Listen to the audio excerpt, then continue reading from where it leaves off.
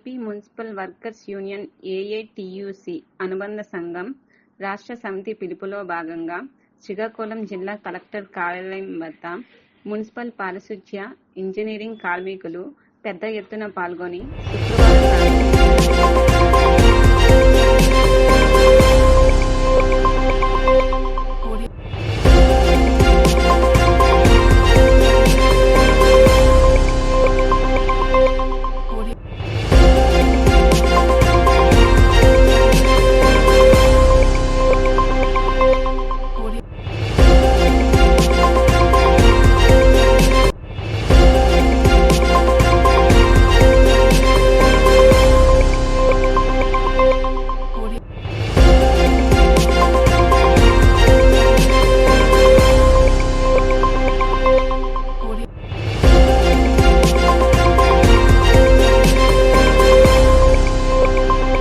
Kalyan Appalaraju AP municipal workers union AITUC అనుబంధ సంఘం శ్రీకాకుళం జిల్లా ప్రధాన కార్యదర్శి.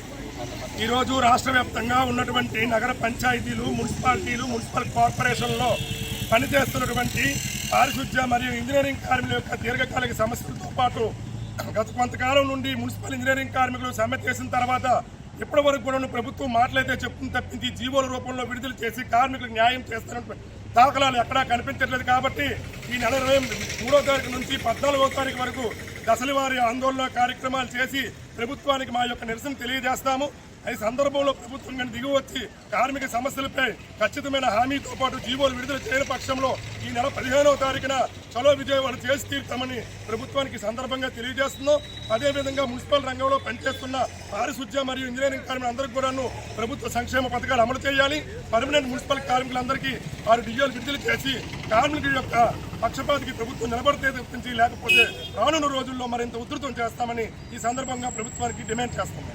రాష్ట్ర వ్యాప్తంగా కూడా నిరసన కార్యక్రమంలో భాగంగా అన్ని జిల్లా కలెక్టర్ కార్యాలయాల కూడా తమ తాలూకా సమస్యల పరిష్కారం కోసం మున్సిపల్ ఇంజనీరింగ్, ముఖ్యంగా శానిటేషన్, వాళ్ళకు మద్దతుగా శానిటేషన్ కార్మికులు కూడా ఈరోజు నిరసన కార్యక్రమాలు చేస్తున్నారు.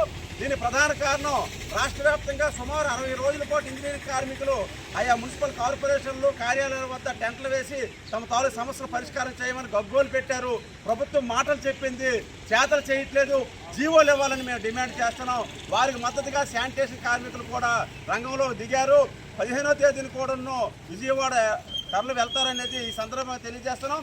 అదే సందర్భంలో ప్రభుత్వం మేనమేషాలు లెక్క పెట్టకుండా దయచేసి మున్సిపల్ శాఖ మంత్రి గారు, ముఖ్యమంత్రి గారు తక్షణమే వాళ్ళు పిలిపించి చర్చలు జరిపి ఏదైతే ఇస్తామన్నటువంటి హామీలు ఉన్నాయో అవన్నీ కూడా ప్రభుత్వ ఉత్తర్వుల రూపంలో, జీవోల రూపంలో ఇవ్వాలనేసి మేము డిమాండ్ చేస్తాం.